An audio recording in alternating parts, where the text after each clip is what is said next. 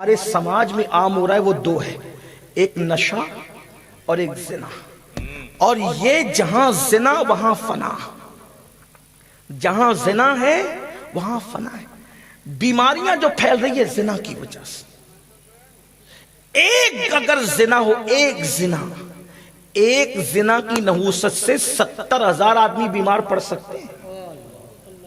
जहां लम्हा लम्हा जिना हो रहा, लम्हा लम्हा। और जो जिना से बच जाए, सुन ले अच्छी तरह, जिना से बचना तो बहुत बड़ी बात है। इमामुल मुतकल्लिमीन इमाम अल्लामा नक़ी अली खान अपनी किताब तफसीर अलम नशरा में लिखते हैं, सिर्फ खूबसूरत औरत जा रही हो, तवज्जो कर, कोई खूबसूरत हसीन लड़की जा रही हो और उसका हुस्न आपको दावते नजारा दे रहा हो, और आपने ये सोचा कि अल्लाह देख रहा है, और अल्लाह देख रहा है, इस तसव्वुर से आपने उसके हुस्न को नहीं देखा, नजरें झुका ली, तो अल्लाह के रसूल फरमाते हैं उसी वक्त अल्लाह उसको जन्नते नईम के अंदर बेहिसाब दाखिल करने का वादा फरमा लेता है। जन्नतुन नईम बेहिसाब उसको दी जाती है, जो किसी औरत को सिर्फ इस नीयत से नहीं देखता कि अल्लाह मुझे देख रहा है। जब औरत को देखने से बचने पर बेहिसाब जन्नतें नईम मिलती हो, तो जो जिना से बचे, जिना उसको की तरफ उसको बुलाया जाए, पाप की तरफ उसको बुलाया जाए, अल्लाह उसको क्या मकाम अता फरमाएगा। आइए इस सिलसिले में एक बहुत खूबसूरत सा वाकया याद आ गया, अपने जवानों की नज़र करता हूँ। याद रखना, हम लोग जिस दौर में गुजर रहे हैं, ये दौर एक एतबार से बहुत अच्छा भी है और एक एतबार से ये दौर बड़ा भयानक भी है।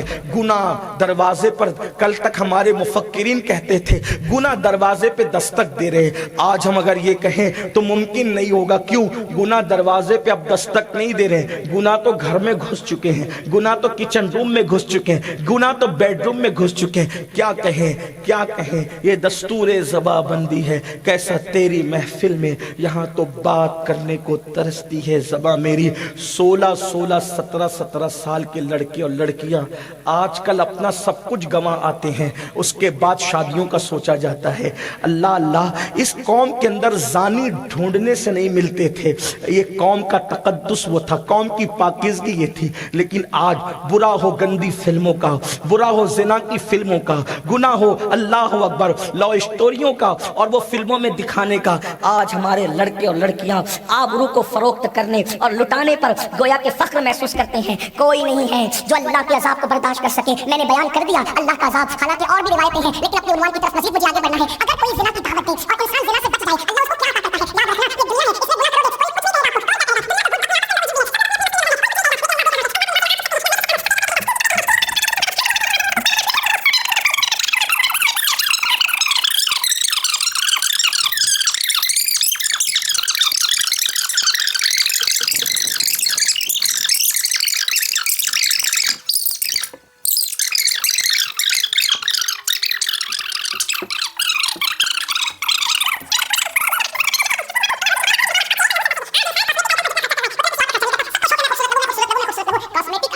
नहीं बनाते, अल्लाह की खशियत खूबसूरत बनाती है, खुदा का खौफ खूबसूरत बनाता है, इश्क मुस्तफ़ा खूबसूरत बनाता है। मुसलमानों, कल तक मुसलमान जवानों का हाल ये था, उनको देखकर ऐसे लगता था जैसे झील में अभी किसी लाला ने अपने पत्तों से अपने आप को जाहिर किया है। इतने खूबसूरत लगते थे मुसलमान जवान, और आज उनकी सूनी सूनी आंखें, उड़े उड़े से चेहरे, पेशानी पर मायूसियों की सिलवटें। क्यों?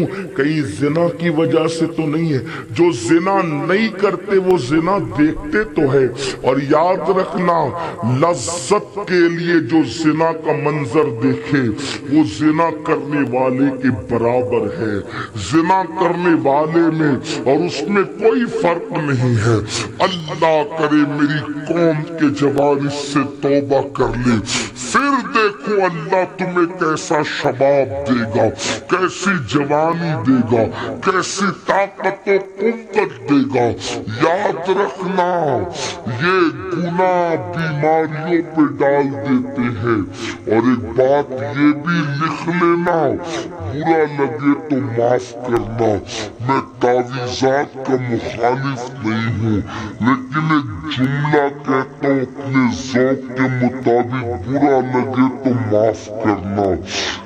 زنا کی وجہ سے جس کی روزی اللہ نے اٹھا لی ہو، ملا کا تعویذ اس کو کیا فائدہ دے سکتا ہے؟ آپ مجھے بتائیں تو صحیح، کوئی کتنا بھی بڑا ہو، اللہ کی طاقت کے سامنے بے بس ہے انسان۔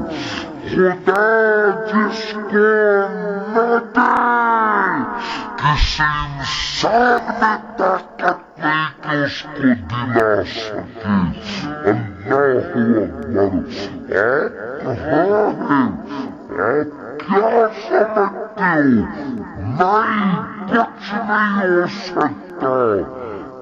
اللہ نے ترقی دی، دبئی تک کاروبار چلتا تھا، افریقہ تک چلتا تھا، سعودی تک چلتا تھا، زمین پہ پیر نہیں ٹکے، زنا کرنے لگا، خدا نے الٹی گنتی شروع کر دی۔ پھر آدمی کس نے کیا کر دیا؟ کس نے کچھ نہیں کیا، تیرے جرائم تجھے لے دوں گی، تیرا گناہ تجھے لے دوں گا، تیری آواریت تجھے لے دوں گی، تیری عیاشی تجھے لے دوں گی۔ زنا کو سمجھتے کیا ہو؟ بزرگوں نے کہا جہاں زنا ہے وہاں فنا ہے۔ خواتین سے بھی کہتا ہوں میری بہنوں، نگاہوں میں پارسائی پیدا کر۔ پھر کہتا ہوں جو میرے سامنے بیٹھ کے سن رہے یہ لوگ زانی نہیں ہیں۔ زانی لوگ ایسی محفلوں میں تھوڑی آتے ہیں۔ جو میری بہنیں بیٹھی وہ ایسی نہیں ہے، لیکن بات یہ کہی جاتی آپ کو مخاطب کر کے جو نہیں آئے ہیں ان تک بات پہنچانا مقصود ہوتا ہے۔ آپ یہ نہ سمجھے کہ ہم آپ کو کہہ رہے ہیں، واللہ آپ کو نہیں کہہ رہے، آپ تو بڑے مقدس ہیں۔ آپ کی جوتیاں ہمارے سراخوں پر ہے، آپ آتے ہیں آپ پہ احسان کرتے ہیں، آپ نہ آئے تو محفل کیسے ہے؟ کسی بڑے مفکر نے کہا تھا انسان باپ بنتا ہے تو اس کو بیٹے پہ احسان نہیں جتانا چاہیے، بلکہ بیٹے کا احسان ہے کہ وہ پیدا ہوا تو باپ بنا، جب تک کہ بیٹا نہیں تھا وہ تو لڑکا کہلا رہا تھا، جب بیٹا پیدا ہوا تو باپ جنت کا دروازہ بن گیا۔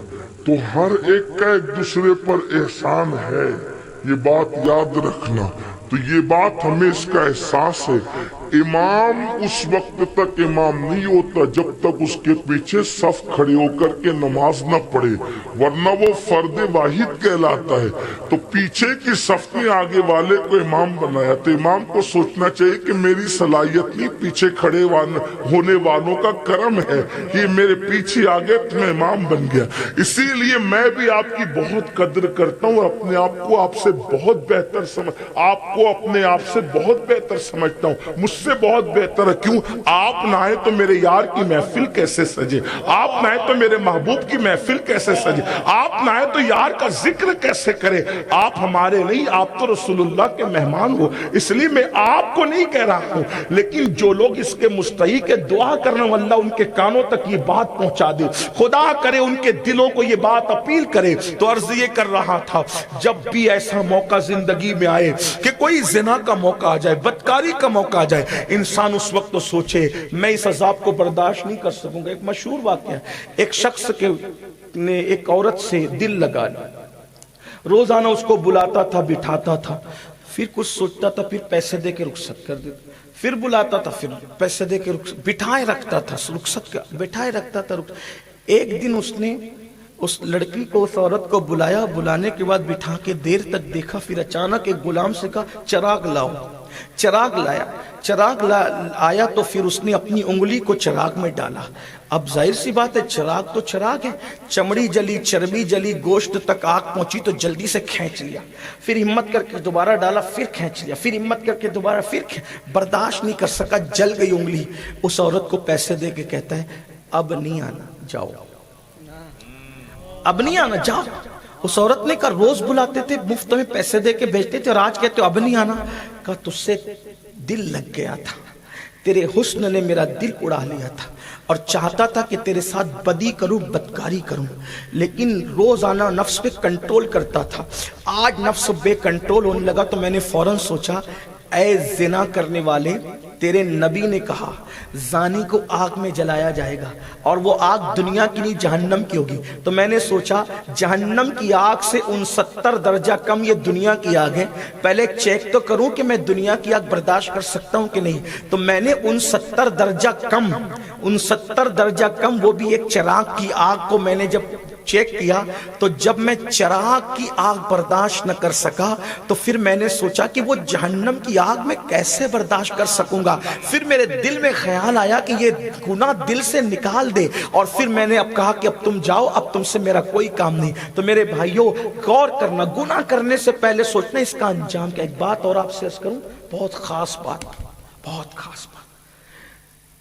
بزرگوں نے فرمایا جو زنا کرتے ہیں اللہ ان کی نسل میں لنگڑے، لولے اور عیبی اولاد پیدا کرتا۔